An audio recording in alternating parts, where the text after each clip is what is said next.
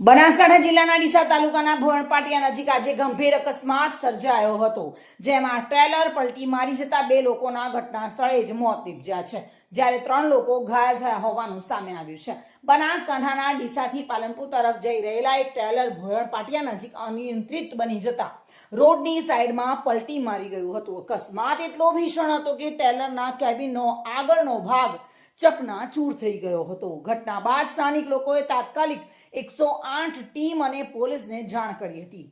થોડા જ સમયમાં 108 ઇમરજન્સી ટીમ, ફાયર બ્રિગેડ તેમજ ડીસા પોલીસ ઘટના સ્થળે પહોંચી હતી અને બચાવ કામગીરી શરૂ કરી હતી। અકસ્માતના પગલે હાઈવે પર લાંબો ટ્રાફિક જામ સર્જાયો હતો, જેને પોલીસ દ્વારા દૂર કરવામાં આવ્યો હતો। હાલમાં ઘાયલોને ડીસા રેફરલ હોસ્પિટલમાં ખસેડવામાં આવ્યા છે, જ્યાં તેમની સારવાર ચાલી રહી છે।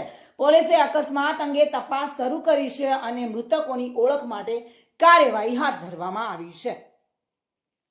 ચિરાગ શ્રીમાળી સાથે bureau report, today Gujarati news.